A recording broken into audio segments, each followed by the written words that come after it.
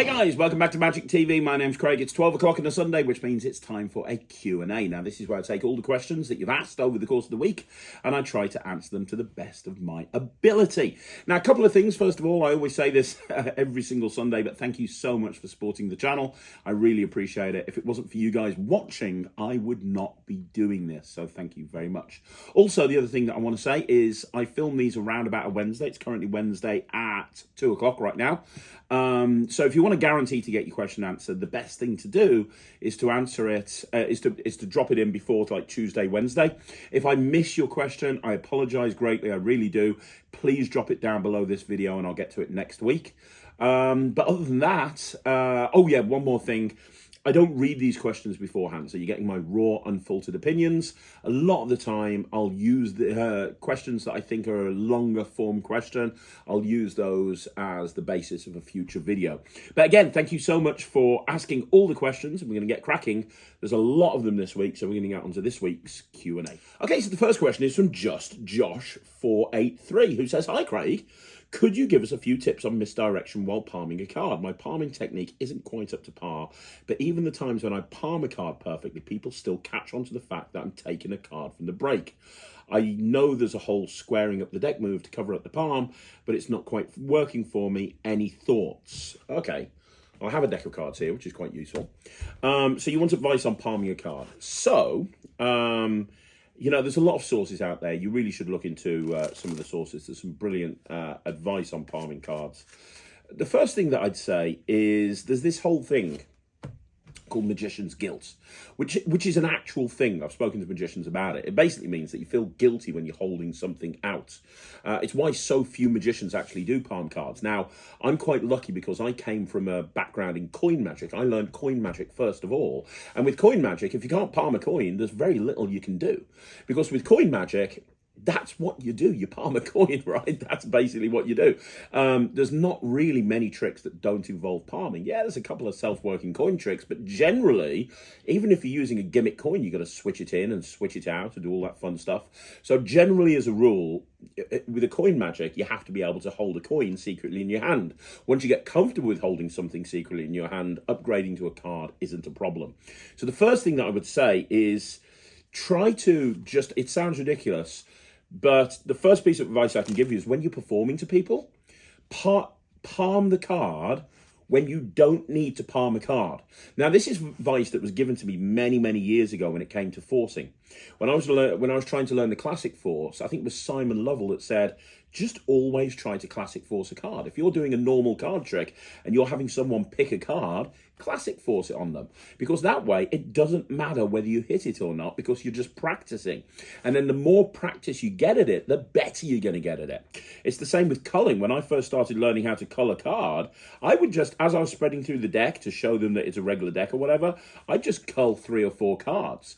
I'd get used to that culling action. So that's the first advice that I'd give you.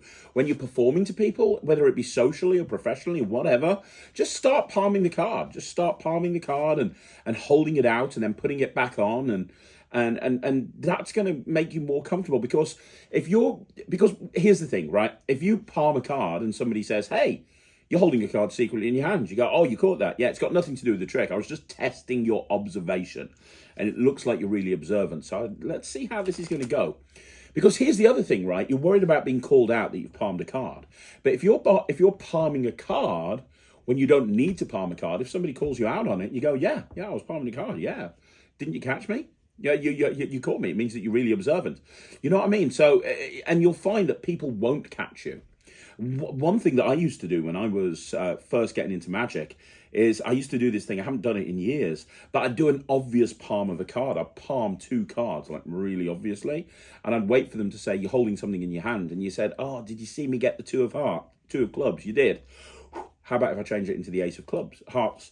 And all I'd do is I'd palm 2 cards off the top of the deck, let them call me out on it, show them the 2 cards, show them the double, put it back, and then just immediately take that card and change it. That's something I did years and years and years ago. I haven't done that in years. But the point is, get used to palming the card. Get used to palming it when you don't need to palm a card, and you'll feel more comfortable with it over time. You'll realize that you can get away with this very, very easily in front of an audience. Ryland palms cards, and he's got tiny hands, and the card sticks out.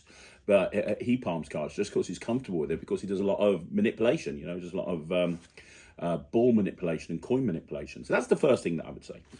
The other thing is, before we actually talk about misdirection and so on and so forth, I'd say kind of figure out an out. So if you're doing a routine where you need to palm a card, work out an out. So if they do catch you, you kind of are able to go in a different direction. So if somebody catches you with a card palmed in your hand, think of the routine that you're needing to palm a card in, and then ask yourself a question: what would you do instead? So that's another piece of advice.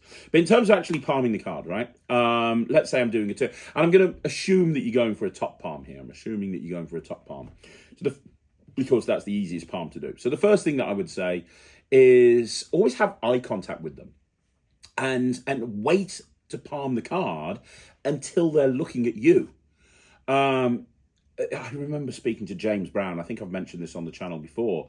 He was at a magic convention, and these kids were showing each other the pass, and they asked him to show them his pass, and he just took the deck off them, and he was just waiting, and then they looked up at him, and that's when he did the pass, and they said, "Hey, that's cheating. You did it when we weren't looking," and he said, "Exactly."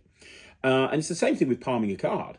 The point that James was trying to make with the pass is that you do the pass. The easiest time to do the pass is when people aren't looking at your hands, which is all about misdirection. It's the same with the deck of cards. If you need to palm a card for whatever reason, wait until they're not looking at your hands. So how do you stop them from looking at the hands? Well, deliver some interesting patter. Talk to them, tell them a story, and think about what the presentation for the trick is. Tell a joke, ask them a question. So let's say I've had somebody pick a card, so they've picked a card, and let's say I've controlled it to the top of the deck like that. I've done the worst control in the world, but I've controlled it to the top of the deck. So the card's controlled. Ask them a question. Think of some questions that you can ask in that situation. So are you going to be able to remember your card? Look at them in the eyes. Make a gesture. Bring your hand forward that you're palming the card with. Can you remember your card? They look at you, and they go yes, and you bring your hand back, and now you've palmed the card. Do you remember your card? Or is that a fair choice? Or whatever you want to say. Or tell a joke. Tell a joke. Tell an interesting bit of presentation. Get them to focus away from the deck. Because it doesn't matter how good your palming is. You could be the love child of Darwin Ortiz and Jason Danny, or whatever his name is. You could be the greatest card expert of all time. And if you just have people burning your hands, there's a chance they might see something. So do the palm, get used to doing the palm when people are looking at you. Gesture with that hand and then come back. The thing that I always do when I palm a card is I try to make the palm of the card look like so for example, this is bad, I just bring my hand over the deck for no reason and I've got the card palmed in my hand. That's very bad because it's obvious I've done something. But if I bring my hand over the deck and then I hold the deck in this hand, and this hand squares up, and then I come away and I'm holding the deck like this, that looks fairer, right? Because this hand has had a reason to approach the deck. This hand comes over to grab the deck so that this hand can square up. And now I'm back to talking to the audience again. So if you combine all of those texts together, it's like pick a card, you want that one, okay, we'll leave it in the deck. We're going to lose it in there. We'll give the cards a shuffle as well, just to make sure that your card's lost. No one can know what that card is right now. Let me ask you a question. If you see your card again, would you remember it? You would. Fantastic. Very important you remember it, because I'm going to show you something amazing. Now you're in this situation. This is very fair, both from an angles point of view and also from it doesn't look like you're doing anything point of view. Now, I remember speaking to David Roth once, and he said that when you're doing a coin vanish, and it would probably work the same with a card vanish, when you're doing a card vanish or a coin vanish, you need to reproduce this coin or show that the coin has gone somewhere. So let me get a coin here. Boom, there you go. So for example, if I'm going to make a coin disappear, coin's gone. If I just leave it there, at some point, someone's going to ask to see the other hand. Not because I've done the technique badly. I could do like a fingertip retention pass or whatever. It's not because I've done it badly. It's because they're trying to figure out how it works. And it's like, well, has it gone up the sleeve? No. Is it on the table? No. Did he put it in his pocket? I don't think so. Maybe it's in the other hand. They're trying to logically think where it is, right? So before that happens, you reproduce it. You show a duplicate coin underneath something on the table, like a card box, or you pull this coin out from somewhere, or you reproduce it from the air, because then people are satisfied. They've seen the coins come back, right? It's the same thing with a card. Think of the routine that you're actually using this for. Why are you palming a card? What's the reason for palming a card? You want to reproduce it. If you were just like, hey, I'm going to make your card disappear, your card's gone, thank you very much, and then you palm the card, eventually somebody's going to want to see that other hand or something. So think about the routining behind the routine as well. That's very, very important. The other thing that I would say is, when you've got that card in palm, focus their attention somewhere else. So it might be, hey, can you have a look at the card box and check the card box to see it's empty? Now you can do whatever you want to do with this there. It could be, hey, is my pocket empty? It is, yeah. Hey, can you hold your hands out for me? And you gesture towards a spectator, getting them to do something.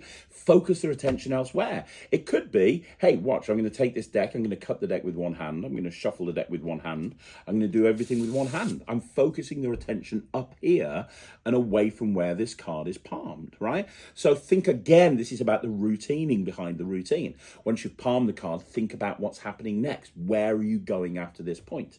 And then the only other thing that I'd say is, it's worthwhile after a while learning the one-handed palm. Because when you're learning because when you can palm a card with one hand, you can focus the attention away from the deck when the palm is happening.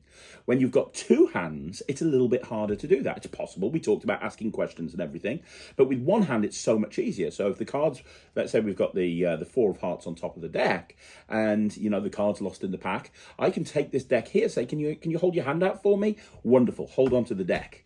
And then the card's over there, because what's happening is I'm gesturing with this hand. This hand is coming forward. Everybody is watching this hand as I'm doing the palm, the one-handed palm over here. Everyone's attention here. So as I come back, I take this deck and I do something with it. And the palm took place when nobody was watching, because the attention was elsewhere. So it could be, hey, your card's lost in the deck. Look, I'm going to put my hand under on the table. There's nothing underneath my hand, is there? No, it's completely empty. Boom, do a changeover. Boom, it's there. Whatever you want to do, it doesn't really matter. But the point is, I would advise you to learn the one-handed top palm as soon as possible. A lot of people don't ever bother learning a one-handed top palm, because from their point of view, it's the same as a two-handed palm. What's the difference? It ultimately does the same thing. But it's these little nuances that make all the difference. And a lot of the time, if I'm having to palm one single card, I'll use the one-handed palm. Even, look at how clean this is. Let's say I say to somebody, hold your hand out for me, and I do this and I drop it in their hand. It's so much cleaner than a two-handed palm. So there's a few pieces of advice. That's a few things that I would say. And ultimately, at the end of the day, don't give up. You're going to get caught. That's the whole thing about magic. The whole thing about magic is we're trying to pull the wool over people's eyes. So you're going to get caught over and over and over again. Don't let that discourage you. Okay, so the next question is Jonah Berg. Hang on a second. No, it's not. I'm skipping one here. Sorry, it's Mabe Message. So the next question is from Mabe Message, who says, my 8-year-old daughter now has a cups and balls routine as well as an egg bag routine. Brilliant. Ryland does both of those. She says she wants to do a card trick next. What would be a good card trick she can do with small hands? She barely has ever held a deck before. Thanks, Craig. I would look into some self-working card tricks first, because it gives them instant gratification. Learning a self-working card trick is going to mean that small hands is totally not an issue at all. So let me throw you some great card tricks that you can do that are self-working that would work a charm. I would say shuffleboard is a really good one. Shuffleboard is great and is impossible as well. That's the cool thing about shuffleboard. It's completely impossible. And there's lots of predictions to it. So shuffleboard is a good one. I'd say Overkill by Paul Harris is also a really good one. Very, very simple to understand. Very clear trick as well. Overkill by Paul Harris is really good. Perhaps an Oil and Water, because that's very easy to follow as well. If you're 8 and you don't really know a deck of cards, you understand red and black. So maybe the original Paul Curry Out of This World, or perhaps even a variation of that, like maybe the Michael Amar version, which is very similar. But I would suggest Now to This World would also work very, very well. If you've got the book and you know the routine, Timely Departure by John Bannon is a great example of a trick that would work really well. And also, Neither Blind Nor Stupid by Juan Tamritz is a really great one as well. So any of those tricks I think would work really well because they're self-working, they just learn the procedure and then they can do the trick, and it's going to really kind of open up the doors to what's possible with card magic. So I'd go for something like that first of all before you try to focus on any sleight of hand. Okay, so the next question is Jonah Berg 9280, and Jonah says, who's been the hardest person to track down for an interview thus far on Magic TV?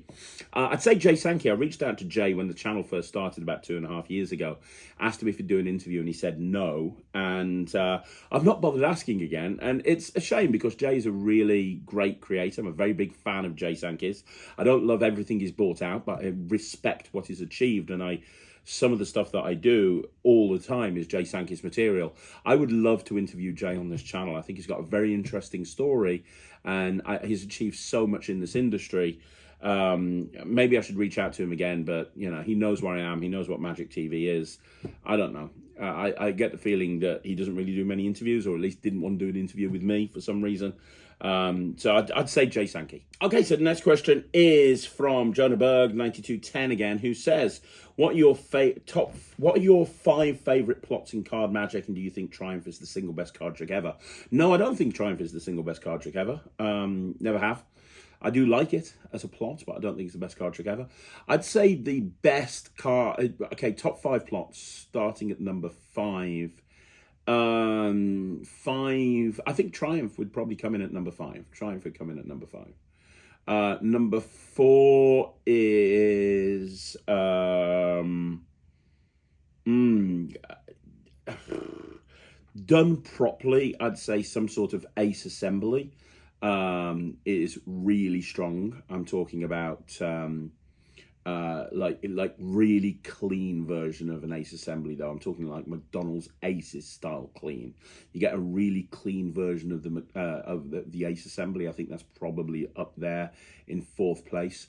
3rd, I'd say, is 3-card Monty. I mean, there's tons of different versions of 3-card Monty, right? But 3-card Monty is exceptional. Love 3-card Monty.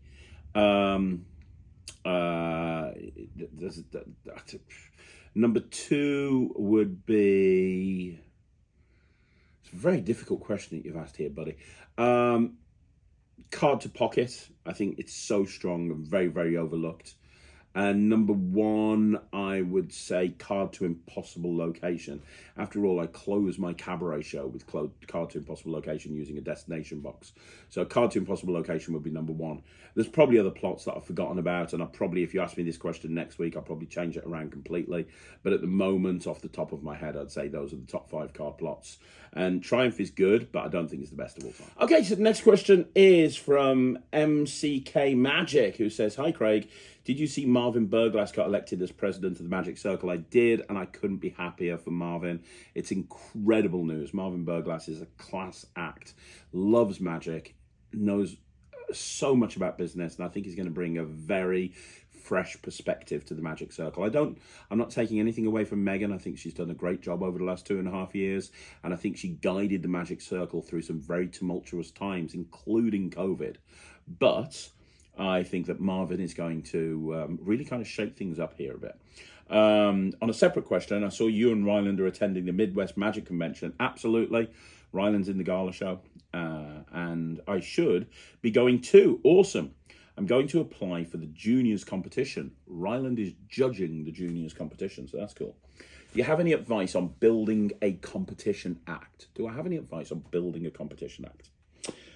Yes, in fact, I'm going to do a video on this at some point. But you know, my competition days are over. But the biggest piece of advice I can give you is to stick to the stuff that works. So Ryland just competed in the Kidology Children's Entertainer of the Year. Now, he didn't win, but he did really, really well. And honestly, I had him down for winning, and I had the person who won as a very close second. But again, I am biased because I thought that Mr. Shiny, who won, was brilliant. But I said to Wright, you just need to do the stuff that you do. That's all you need to do. Just do the stuff that you do all of the time. So he went out and he did 15 minutes of his kids show. He opened with Appearing Canes, then he did Vanishing Cane. No, he opened with Vanishing Cane, then he did Appearing Cane, then he did the Vanishing Flowers, you know, off the table with the Flagstaff. Then he did his Dancing Hank routine, and he finished off with the Lego reveal that he did on America's Got Talent. That's his kid show. That's like 15 minutes of his kid show. Because here's the thing, going into a competition is very nerve-wracking. It really is. Doesn't matter how big or how small the competition is. It's very nerve-wracking looking out and seeing everyone looking at you and knowing there's a room full of magicians there. Very nerve-wracking situation. And you want to try and eliminate those nerves as much as possible. And one way to do that is by going and doing material that you know inside out, back to front, upside down, and left ways, sideways. Okay, I'd also, so that's the big piece of advice. And then the next thing that I'd say is just rehearse. Go and rehearse that act everywhere. Once you've got your act set and understand the rules, it's really important to understand the rules in a magic competition. Very specifically ask what the judges' criteria is based on. So, for example, a lot of competitions, the judging criteria is based on your appearance, your physical appearance. And I've seen people enter magic competitions and they've just turned up in like jeans and a t-shirt and they've lost marks. And it's kind of like, I know you want your individuality and that's cool, but when literally 10% of your marks are based on appearance, it's really important that you adhere to those rules if you're going to stand any chance of winning. So understand where what the judging criteria is. I think is very important. Is it based on technical ability? How much of the marks is based on technical ability? Is it based on entertainment?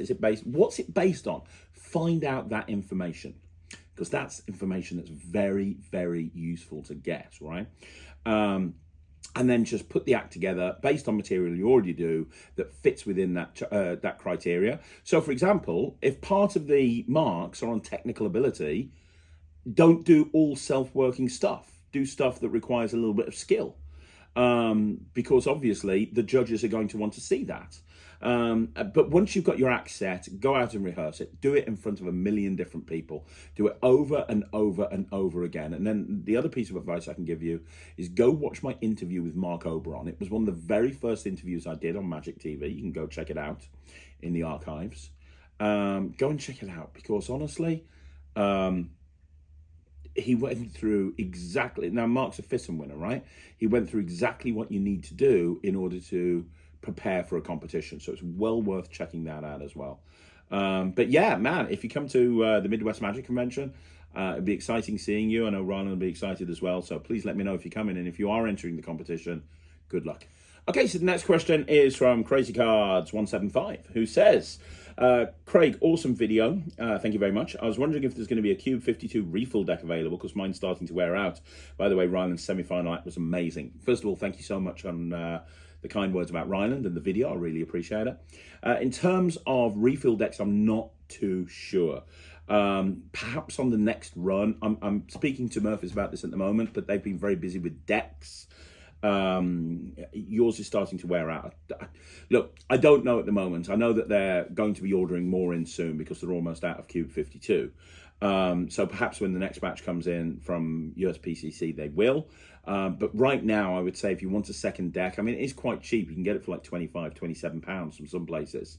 I would suggest getting another Cube 52. I think that's probably the best way to do it.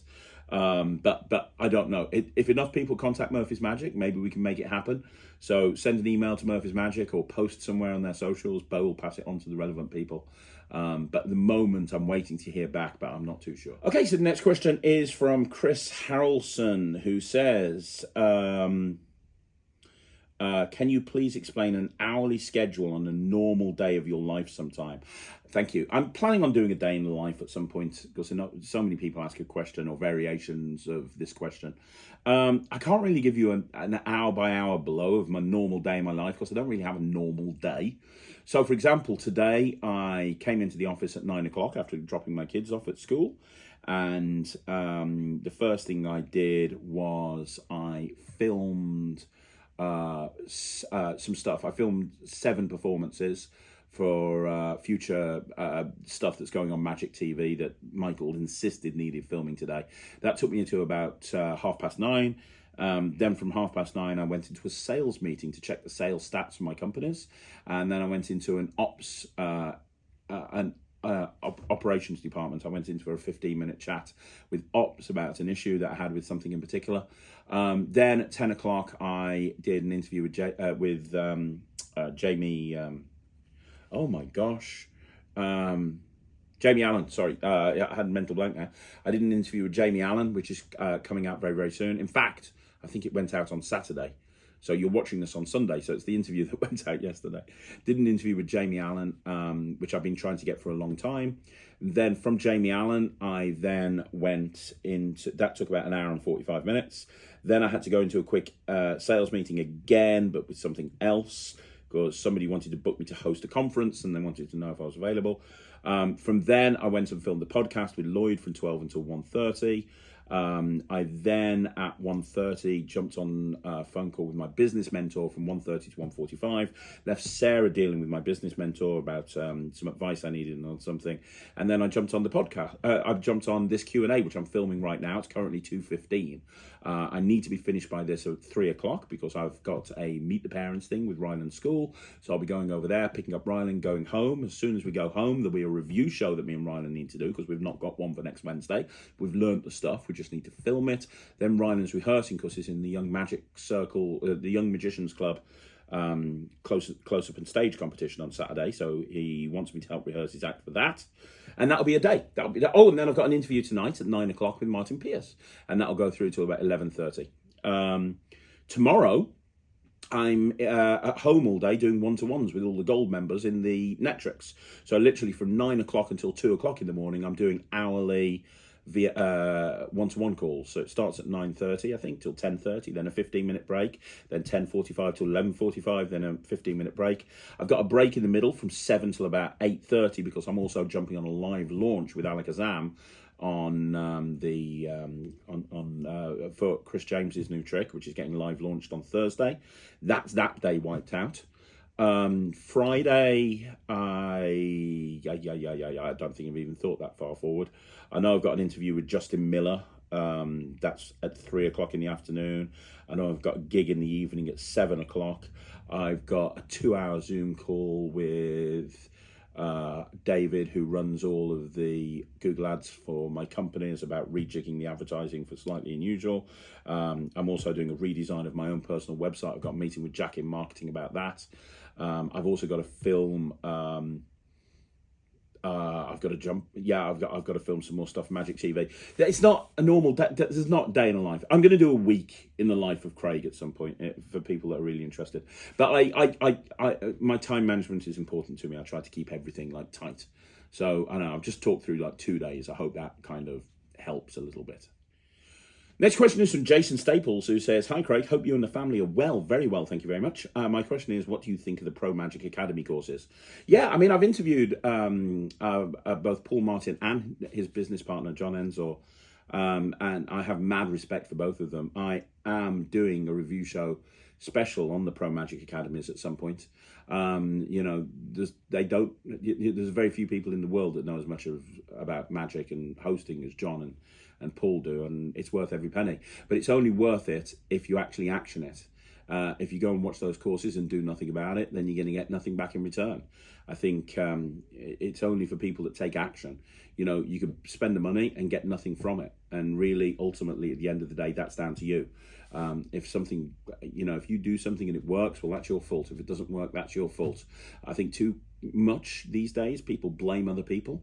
And we're quick to blame other people, but ultimately, at the end of the day, the buck stops with you. Everything in life is your fault, within reason. but you should be able to control the stuff that you can control. And I've always believed that. If my business is failing, it's because of me.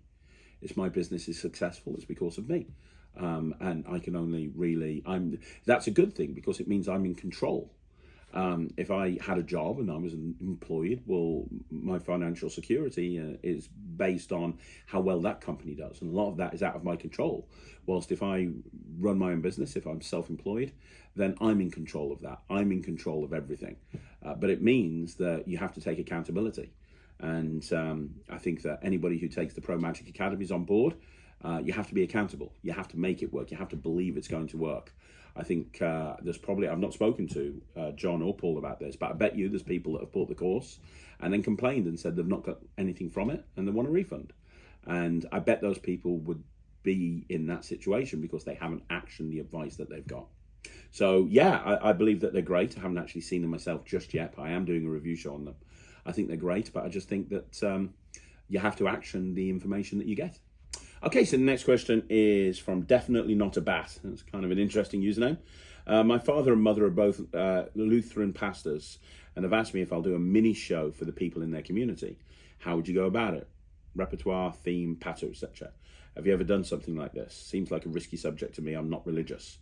No, I'm not religious either. And for that reason, whenever I've been booked by a church, and that has happened in the past, I've done gigs in churches, I've done gigs, I've turned around to them and I've said, yeah, fine, I'd love to do a show, and it's going to be family friendly, and there's not going to be anything explicit, there's not going to be anything that's going to cause people distress, there's not going to be anything that would not be suitable to be performed in a church, but I'm not going to be doing rope tricks with 3 pieces of rope where one's the Father, one's the Son, one's the Holy Ghost. I'm not going to be turning water into wine and, taking a picture of Jesus, ripping it up and restoring it over an Easter egg. I'm not going to do anything like that because I'm not the person that can put that message across. If you're wanting somebody to deliver a magic show where there's a religious message coming across, then that's not me, because I would be a hypocrite. And you wouldn't want any of your flock to be given a message by somebody who ultimately, isn't religious. If you want a show that's very respectful and there won't be anything that's untoward and it's very suitable, family-friendly entertainment, then 100% I'm your guy, and I will come along and I'll do a show that everybody will love, from cradle to grave and all points in between. But if you want somebody to deliver a message, then you want to look for a gospel magician. That's not me. And I would say the same thing to you. If you do a show already, do the show. Just make sure it's family friendly. Make sure it's a show that is respectful for the people that go to church, and that there's nothing in there that they would find upsetting. But if they want you to deliver a message, I'd say no. Then you don't have to worry about the patter. You don't have to worry about what tricks you do. Don't have to worry about your theme. You just do your show. You just do the best possible show that you can do. And if they want something else, you're not the guy for the job. Too many people say yes to everything. And I think it's important to say yes, but when you don't want to say yes to absolutely everything, because there's times where it's not appropriate, both for you and for the client. And this is an example of when it wouldn't be appropriate. The next question is again from Definitely Not a Bat, who says, thanks for all the videos. You're insane for doing all these for us. You're more than welcome. My question now would be, how about patter? How does one escape the pothole of simply describing, narrating what's happening and instead creating a story? And how much story is too much story? I'm having a hard time getting into live performances. Having a hard time getting that into live performances. How do you go about it? I used to be somebody who used to have a problem with this all of the time. I've seen a lot of people call it put and take magic.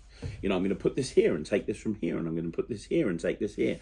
And I still catch myself doing it from time to time, especially on the Magic Lives or on the review show performances, because a lot of the time on the Magic Lives or the review show performances, I'm doing especially on the review show, not so much the Magic Lives, I'm doing a trick for the first time, or I'm doing a trick that I've just learned and I've never done before. So I kind of have to just put patter together or put a presentation together, and the easiest way to do that is I'm going to put this here and take this here and do this here and do that there, and I try to keep away from that as much as possible. The big piece of advice I can give you a lot of the time is to have a hook line. Have a hook line, have something that you're going to say that's going to engage the audience from the beginning, and then stick to that narrative throughout the course of the performance. So, perfect example is Ryland is currently rehearsing Time Cube, which is a new TCC trick. He's learning it for the review show, but he also wants to put it into his act. So Time Cube is really good. It's like a hopping halves with Rubik's Cubes. It's really cool. And when he first showed it me, he was like, right, I have 3 cubes. Now I'm going to put this one over here. Now that leaves me with 2 cubes. But look, now there's 3 cubes. Now I'm going to put this over here. And I was like, dude, it's just put and take and put and take. Think of a hook line. Go back and think of a hook line and show it me again. And then he came back to me and he was like, okay, this is the hook line. And he talked about how he loves coin magic, and put your hand in the air if you've seen a coin trick before. When he was 2 years old, his dad showed him the first trick, which is a coin trick. And since then, he's always loved coin magic. And he wanted to perform a coin trick to everybody today, but coins are so small, they wouldn't see them on stage. So instead, he's going to try and do a coin trick using one of his favorite toys, Rubik's Cubes. This is my cube collection. And it kind of goes into it that way. And then the narrative exists throughout.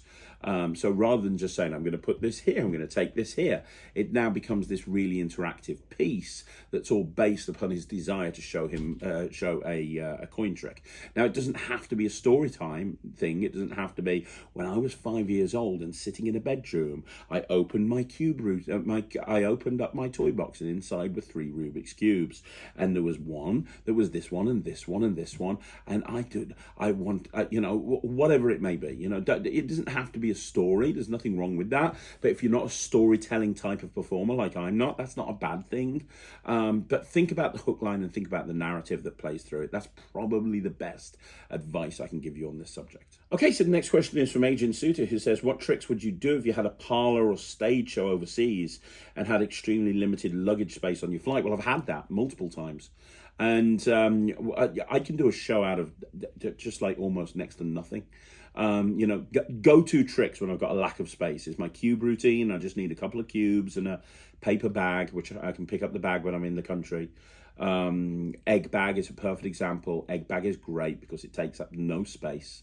Let me think. Cube routine, egg bag. My closer to my stage show is destination box, and all I need is a destination box. My cards across routine, couple of envelopes, and a thing gimmick by Bill Abbott. A lot of the stuff that I do takes up very little space, so it's totally not an issue. And I have in the past gone and done shows literally by picking the stuff up from a drugstore a couple of hours beforehand, which is not that difficult to do. So you can do that, absolutely. So, it's not that hard to put together a show that takes up very little space. It's harder for Ryland. A lot of Ryland's props are big.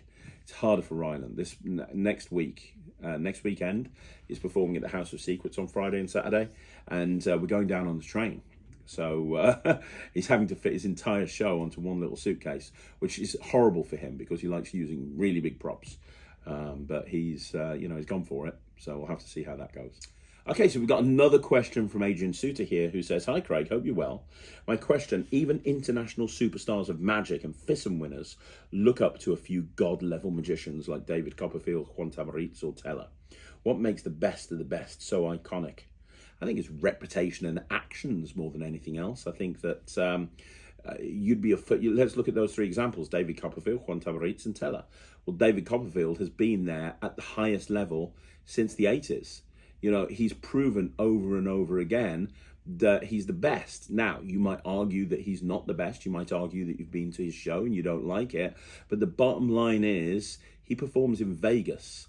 Vegas is a very unforgiving audience. If they don't like you, you're not going to sell any tickets. If you're not going to sell any tickets, you're not going to be making people money, and you're not going to be in Vegas very long. David Copperfield and Teller, to that respect, have been in Vegas for so long now, you cannot argue with their success. It's not a fluke when it's been going on for the last 20 or 30 years. And so they have a certain level of respect based on reputation and actions. Juan Tamariz is a completely different thing because obviously he doesn't have a standout show in Vegas, but what he has got is a reputation of being an incredible creator. Anybody can bring a trick out and have it be a success. But to do that over and over again and literally change the game over and over again with his releases, which he has done. You look at, Mnemonica, and you look at how monumental Mnemonica was back in the day. Now everybody, thinks of the Tamrit stack, but back in the day, that was monumental, and he's done it over and over again. So I think what makes a magician god level really is their reputation, and their reputation is based on actions. It's based on actions, and it's based on their success levels. If Teller had been a jobbing magician his entire life, but he had the same knowledge base as he did right now, not as many people would look up to him as they do currently. And the reason is, not as many people would know about him. He wouldn't have achieved as many things because he wouldn't have been given the opportunities. So I think you got to look at actions, and you got to look at reputation. I think that's probably what you base that on. Okay, so the next question is Stephen Devereaux, who says, "Hi Craig, thanks so much for your awesome channel. You're more than welcome. When is Quantum 2 coming out? I know it's not its real name. Thanks from South Africa."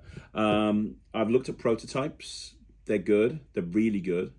I'm waiting for more prototypes. Of course, we asked them to do something, and I'm waiting for them to come back. Once they've come back and they've said yes, and I'm happy with that prototype, we then film it. I can see this coming out early 2024. We're almost there. We're very, very close. So it's exciting. It's exciting. It's. I think people are going to be. I think it's going to be my most. You never know, but I think it's going to be my my most popular trick. It's very, very different to anything that anybody has ever seen before. Very, very different. Like completely different to any method that you've ever seen out there. And I don't know. You never know. I don't want to say too much, but I think it's going to be really successful. I think that a lot of people are going to love this method. I think it's going to be like the go-to method, but we shall see. Okay, so the next question is from Nerdy Fenny Magic, who says, "Hi Craig, agree with Kevin Wids. We'd love to see you at the Chicago Magic Lounge. Dude, I'd love to be there. Let's make it happen. I want to be there. I want to be there. Somebody get me there. I want to be there." Okay, we've had a couple of people talk about how they love my ideas with the Out to Lunch, and it was just a brief answer to a question I gave. I'm aiming to film the Hows and Whys of the Out to Lunch next week. This week is manic, it ain't going to happen, but next week I'm filming at Smoke and Mirrors on Thursday. I've got a gig on Friday, Saturday and Sunday I'm at the House of Secrets, but I think I can get it filmed in like Monday, Tuesday, Wednesday, in which case it will be up at some point next week or the week after, but it's coming really soon. For those people that like the Out to Lunch stuff, you haven't seen anything yet. Okay, so the next question is the Junk Magic cello player. Oh my God. "Hello Craig, please tell the ukulele player I want to play a duet with him. Let's make it happen. I would love to see that." That's the partnership that everybody's been wanting, and they didn't even know it. I have a question. Why are there so many famous magicians called David? There's obviously Copperfield and Blaine, but also Williamson, Regal, Penn, and Roth. The list goes on and on. Is David a particularly magical name?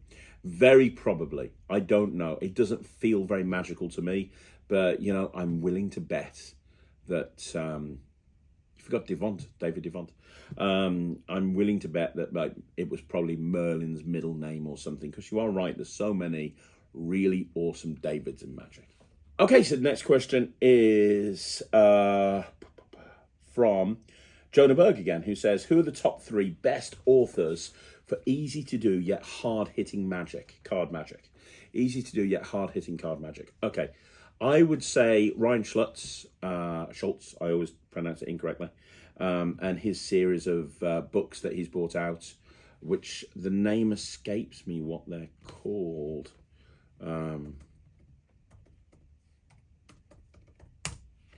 Let's have a look. Unanchored, that's it. Well, he's got a few different ones, hasn't he? But Anchored, Unanchored, all of those are really, really good. Making the Cut he's got as well. Ryan Schultz. I'd also say John Carey is a great shout. John has got some amazing magic that's very, very easy to do. So I'd say John Carey. He's just brought out a new book called John Carey and Friends, which I haven't seen yet, but knowing John, it'll be incredible. And then finally, Chris Congreve. I'll give a shout out to Chris Congreve. He's got some amazing books. He's just brought out a new book that's basically all three of his original books packaged together as one. You can get that on his new magic shop, stellarmagic.com. So yeah, I'd say probably those three are the three that you want to look into first of all. Okay, so the next question is from Stephen Peters, who says, "Hi Craig, wanting to try doing shows for seniors, but I'm a little bit intimidated about picking the right effects. Have you done many shows for seniors? It seems like considerations for the audience's vision, hearing and mental acuity could be quite challenging in a limited combo." Yeah, in the old days, I used to do a lot of old people's homes and retirement villages, and I used to do an awful lot. What I would try and do is do a bit of walk around first of all. If you're going to do a show, make the show quite tight, half an hour, 25 minutes, half an hour. And if they want to book you for an hour, for example, do half an hour beforehand. I found that they love balloon modelling. When I did a lot of retirement villages, they loved balloon modelling. They also loved chatting. Just introducing yourself and saying, "Hey, my name's Craig, I'm here, I do magic, how you doing?" Just having a conversation. So spending half an hour going around, doing a bit of balloon modelling, doing a bit of magic, that's really a good thing to do. And then keep the show nice and tight. Try to make it as visual as you can. Long procedural card tricks are not the place to do these, right? You want to kind of go for more visual stuff. I wouldn't use lots of tricks to music, because unless you're going to be using old school music, you know, a lot of the music that people use for their routines to music these days wouldn't work. So I wouldn't bother with music. I'd just make it a patter type based act, but keep it very simple and keep it very visual. That's probably the best piece of advice I can give you. And the final question again is from Jonah Berg, who says, "Can you tell us more about the Netrix masterclasses and who'll be featured in the upcoming ones?" Well, this month we've got Dave Forrest, 100%. Next month, which is October, and November and December, I'm just dotting I's and crossing T's. And we've had some amazing masterclasses. We've had David Jonathan, Nicholas Mavrasis, Kyle Purnell, Justin Miller, to name a few. You know, we've had some amazing masterclasses, but we're just getting started. And I love the fact that when you join the Netrix, you've got access to all of these masterclasses, no matter when you join. It's incredible value. But yeah, David Forrest is this month, and then beyond David Forrest, we will see. But I've got a bucket list of people I want to have there, and I'm currently working on getting the rest of them sorted up until the end of the year. So there you go, guys. That's another Q&A in the bag. Thank you once again for joining me here on Magic TV. Don't forget, you want to see more videos like this, like the video, subscribe to the channel, leave a comment down below. Also, don't forget, there's a Magic Live at 6 o'clock, and at 9 o'clock tonight, we're back with a review show special. So check out the review show special. Check out the Magic Live, and yeah, don't forget, I really, you know, people ask me how they can support me. If you've never tried the Netrix, please give it a try. You know, it's got a 0.01% cancellation rate for the obvious reason of people join and they just see how much value it is. Every 2 weeks, we upload 5 new routines. There's hundreds of routines on there for some amazing creators, hundreds of slides. There's masterclasses, live VMCs. The Discord is incredible, and we have Q&As going on in the Discord all the time.